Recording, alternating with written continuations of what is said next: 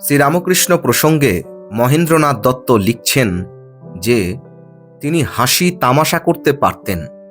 একঘেয়ে স্বভাব, গোঁড়ামি, সংকীর্ণতা বা গুরুগিরির অভিপ্রায় তাঁর একদম অপছন্দ ছিল।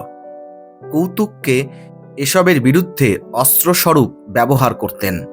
এমন সব নতুন তামাশা এবং উদাহরণ উপস্থিত করতেন যে সকলে আশ্চর্য ও মুগ্ধ হয়ে যেত। এরকম অদ্ভুত ব্যঙ্গ বিদ্রুপের ক্ষমতার জন্য কলকাতার শিক্ষিত যুবকেরা তাঁর প্রতি আকৃষ্ট হয়েছিল।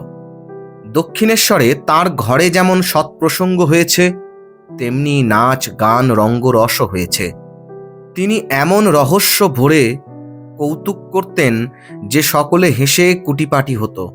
অনেকে পেট চেপে শুয়ে হাসতে হাসতে গড়াগড়ি যেত।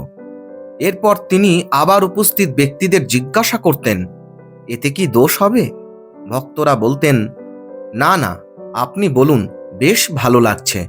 আধ্যাত্মিকতার গুরুগম্ভীর বিষয়কে তিনি সহজ ও মাধুর্যমণ্ডিত করে উপস্থিত করতেন ভক্তজনের কাছে।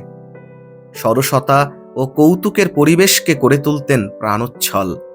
অশ্বিনী কুমার দত্ত একবার শ্রীরামকৃষ্ণকে বলেছিলেন, আপনি মজার লোক, আপনার কাছে মজা খুব। কথায় তার সঙ্গে পারা যেত না। প্রত্যুত্তরে প্রচণ্ড প্রত্যুৎপন্নমতি। একবার শ্রীরামকৃষ্ণের কাশি হয়েছে। ডাক্তার সরকার দেখতে এসেছেন। বললেন, আবার কাশি হয়েছে? সকলের কি হাসি! তা কাশিতে যাওয়া তো ভালো। হাসি মুখে শ্রীরামকৃষ্ণের তৎক্ষণাৎ উত্তর, তাতে তো মুক্তি গো, আমি মুক্তি চাই না, ভক্তি চাই। এমনটাই অপূর্ব কথা বলেছিলেন শ্রীরামকৃষ্ণ।